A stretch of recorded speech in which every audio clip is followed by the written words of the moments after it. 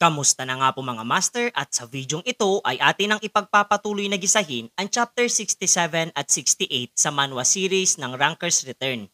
Kaya't atin na nga pong agarang umpisahan. Ipinakita sa atin ang seryosong pagmumuka nitong emperador lalo na noong kanyang napag-alaman ang panibagong paglitaw ng insidente na kinasasangkutan ng mga black magician.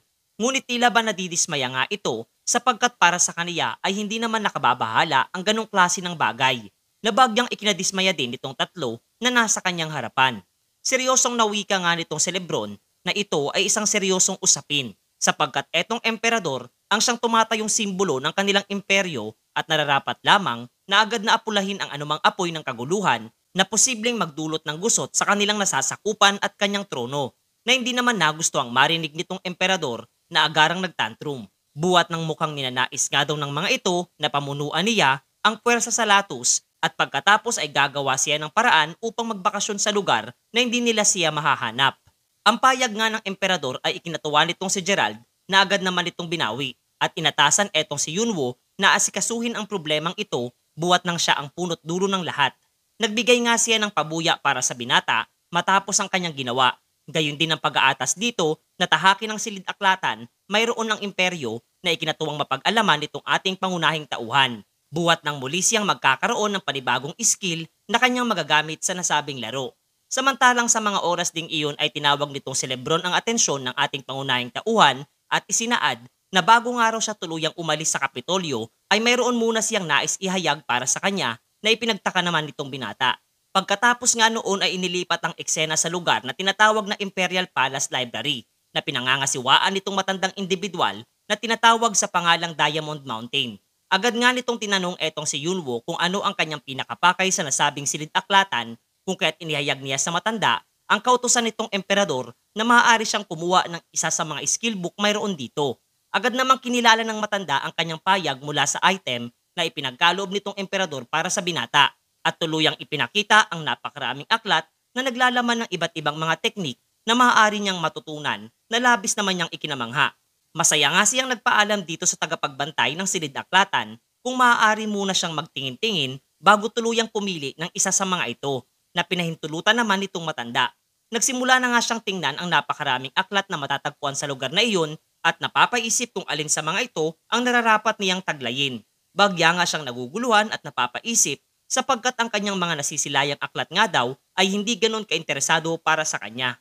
Patuloy nga siyang iginala ang kanyang mga mata hanggang sa isa sa mga aklat na naroroon ang pumukaw sa kanyang atensyon buwat ng naiiba ang klase ng pabalat mayroon itong tinataglay. Kaniya nga itong kinuha at binasa ang pangalan ng aklat na tinatawag na Heavenly Demon's Dark Art na mula pa sa Murim. Napagtanto niyang isa itong klase ng pamamaraan na lubang makapangyarihan at kapakipakinabang para sa kanya kung kaya tuluyan nga niyang isinaad para dito sa matanda na ito ang kanyang napili. Matapos noon ay kaagad na na-activate at napasakamay nitong si Yunwo ang skill na nilalaman ng nasabing libro at sadyang napakaraming bagong abilidad ang napasakamay niya kabilang na dito ang Heavenly Demon Dark Steps. Hindi nga niya napigilang mapasigaw dahil sa saya. Nagara namang pinuna nitong matanda kung kaya't agad nga rin niya itong hiningi ng paumanhin habang masaya't naglalaway pang nagpapasalamat sa klase ng mga napakagandang mga pabuya na ipinagkakaloob ng imperyo para sa kanya. Lalong-lalo na para dito sa emperador na muli na namang sinita nitong matanda dahil sa ingay niyang isinasagawa. Samantalang sa labas na bahagi nitong silid-aklatan ay naghihintay sa binata etong si Lebron na agarang napuna ang kasiyahan sa pagmumuka nitong kanyang disipulo. Natanong nga niya itong binata kung mayroon ba siyang guild na kinabibilangan na ipinagtaka naman nitong si Yunwo na marinig. Paliwanag nga nitong duke na ang misyong kanyang ipagkakaloob sa binata ay isang klase ng gawain na malamang ay hindi niya magagawa lamang mag-isa. Isinaad naman itong binata na bagamat wala siyang kinabibilangang guild ay malapit naman siya sa leader nitong New World Guild na kapwa naging kabahagi sa pagpuksa sa nagdaang rebelyon. Habang hindi naman makapaniwala etong kanyang guro na mayroon talaga siyang masasabing mga kaibigan na talagang hindi naman ito nagustuhang marinig. Naiinis ngang sinagot siya ni Yunwo na marami siyang kaibigan ng higit pa sa kanyang inaasahan. Kabilang na dito etong si Yang Chan at marami pang ibang pangalan na sinimulan niyang sambitin. Subalit bagya lamang muli siyang kinutya nitong si Lebron sapagkat sadyang bilang na bilang nga lamang di umano ang kanyang mga sinasambit na pangalan ng kanyang mga itinuturing na kaibigan na sadyang hindi nagustuhang marinig nitong binata. Mas minabuti namang magseryoso nitong si Lebron at inatasan ang kanyang disipulo na maghanap at magtipon ng mga malalakas na manlalaro at kanilang tahakin ang Rug Mountain upang alamin ang punot dulo ng Monster Wave at tulungan ang Empire Rangers na naroroon. Gayon din kumalap ng mga impormasyon na may kaugnayan pagdating sa rebellion na isang bahagi ng panibagong main scenario quest. Hindi naman makapaniwala itong si Yunwo sa kanyang nasisilayan, lalo na't isang buwan pa lamang di umano ang nakakalipas noong kanilang isinagawa ang isa pang MS Quest at nauunawaan ng kasalukuyang MS Quest nga raw ay malamang na magiging digmaan pagdating sa impormasyong pinanghahawakan ng mga manlalaro habang kaniya ng agarang sinunod itong kanyang guro at mas minabuting ihanda na ang lahat ng kanyang mga kinakailangan. Subalit bago pa man siya tuluyang umalis sa tirahan ng Duke, ay muling isinaad nitong binata sa kanyang guro na sa muli niyang pagbabalik dito sa Kione ay hindi na siya isang hamak na kabalyero lamang bagkus kaniya na nga daw hihigitan pa ang kakayahan mayroon ang mga ito na bahagyang nagpangiti dito kay Lebron at masiyang nawika na aasahan nga daw niyang tutuparin itong kanyang pasaway na disipulo ang katagang kanyang binitawan para sa kanya. Inilipat naman ang kwento sa kinaroroonan nitong si Kang Junggu na kasalukuyang abala sa pagpuksa ng mga halimaw na nasa kanyang direksyon hanggang sa natigilan nga siya nung kanyang marinig ang isang malakas na pagtawag nitong si Kim Seok-jong. Agarang natanong nga niya ito kung ano ang rason na ayon naman sa kanilang guildmaster ay nakatanggap nga daw siya ng isang mensahe mula kay Alibos na nagsasaad ng isang magandang klase ng gawain at ito ay may kaugnayan sa magaganap na main scenario quest na talagang ikinabiglang marinig nitong si Kang Junggu. Kapwa maging sa mga oras na iyon ay kinontak na rin nitong binata ang guild nitong sinakit at kapwa inihayag ang detalye ng nasabing gawain pati na ang kanyang paanyaya. Habang etong ating pangunahing tauhan ay masiyang iniisip ng pinakamahalagang bagay nga daw na dapat niyang isagawa sa ngayon ay ang mamonopolyo ang panibagong MS Quest kasama etong kanyang mga itinuturing na mga kaibigan, mga master. Mas minabuti nga niyang muling mag-logout na muna sa laro at kasalukuyang naguguluhan sapagkat kahit tapos na niyang i-recruit ang New World Guild at Pioneers Guild ay may isang bagay nga daw siyang pinoproblema sa kasalukuyan at ito ay kung papaano ilalahad kay Yang Chan ang nasabing MS Quest. Naisin man daw kasi niyang isama ang guild ng kanyang pinakamatalik na kaibigan ay alam niya sa kanyang sarili na lubang mahihirapan ang mga ito at sadyang hindi niya alam kung papaano ito ilalahad sa kanya nang hindi siya naiinsulto. Pilit nga siyang kumuha ng lakas ng loob at sa mahinang boses ay marahang isasaad di umano ang isang mahalagang bagay. Subalit hindi na nga siya pinagpatuloy pang magsalita nitong kanyang kaibigan, buwat nang alam na nga nito ang tungkol sa isasagawa niyang MS Quest na talagang ikinabiglang marinig nitong si Yunwo. Ayon pa nga dito kay Yang Chan ay malamang na nag-aalala siya sa magiging kapakanan ng kanilang guild oras na maging parte sa hukbo na kanyang napili kasamang ilang mga bigating guild upang isagawa ang panibagong MS Quest. Paglalahad nga nitong si Yang Chan na sa totoo lamang ay wala na siyang anumang libre pang oras matapos na ang King of the Masked Combat ay iwan sa kaniya nitong binata. Kung katuwag na nga raw sanang iisipin pa nitong si Yunwo na isama siya sa pagsasagawa ng panibagong main scenario quest na sadyang ikinatuwa niyang marinig. Buwat sa malawak nitong pangunawa, gayon din nangako sa kanyang sarili na kanyang ibabalik ng 10 ulit ang lahat ng kabutihan na ipinagkakaloob sa kaniya nitong itinuturing niyang pinakamatalik na kaibigan. Pagkatapos nga ng kanilang interaksyon ay mas minabuti na nitong ating pangunahing tauhan na simula na ang pagtahak sa Rug Mountain kasama etong New World Guild gayon din ang Pioneers Guild na pinamumunuan nitong si Ket na sadyang hindi makapaniwala na may ugnayan ang nasabing guild sa pasaway at mukhang perang si Alibos na kasalukuyang nasa unahan nila at kinakausap ang leader ng Imperial Rangers na nagangalang Garon. Natanong nga niya itong binata kung ang mga nasabing individual na nasa kanyang likurang bahagi ay kabilang sa kanyang binuong grupo na agad namang sinang-ayunan nitong ating pangunahing tauhan at aniya ay sila ang magiging parte sa misyong iniatas para sa kanya nitong emperador. Bagya namang pinagdududahan nitong si Garon ang abilidad ng kanyang mga kasamahan kung kaya't upang subukan ang mga ito ay agad nga niyang inilahad mula sa system ang isang gawain at ito ay ang puksain ang mga halimaw na matatagpuan sa Rug Mountain na nagtataglay ng mga kakaibang marka sa katawan at ito nga ay parte ng panibagong MS Quest. Natuwa nga etong si Ket na mapag-alaman ito habang mas minabuti naman nitong si Yunwo na paghiwa-hiwalayin ang kanilang puwersa upang mas maging madali di umano ang paghahanap at pagpaslang sa mga halimaw na nagtataglay ng kakaibang marka sa loob nitong napakalawak na kagubatan. Nakapwa sinang-ayunan nga din nitong sinaket, gayon din nitong sina Kim Seok-jong na ninais na makipagkumpetensya sa kanya pagdating sa paramihan ng pagpaslang sa mga ganitong klase ng mga halimaw na tinanggap naman nitong ating pangunahing tauhan. Agaran nga nilang sinimulan na ang nasabing gawain kung saan ay agad na ipinakita sa atin ang isang kakaibang golem na nagtataglay ng mga marka sa katawan na mabilis ang pinaslang nitong binata na siyang kanyang naging ika-25 biktima.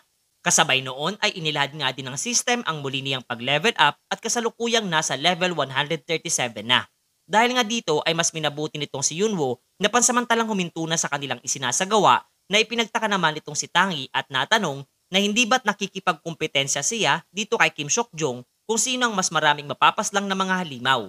Ngunit nakangiti namang sinagot siya ng kanyang bossing na bagamat totoo nga daw ang bagay na iyon ay wala namang siyang mapapala buwat ng walang pusta silang napag-usapan. Kaya't bakit pa nga niya pahihirapan ang kanyang sarili na sadyang hindi nga nagusto ang marinig nitong kanyang alaga sapagkat nagmumukhang ginagamit lamang niya ang iba pang mga manlalaro para sa kanyang personal na interes.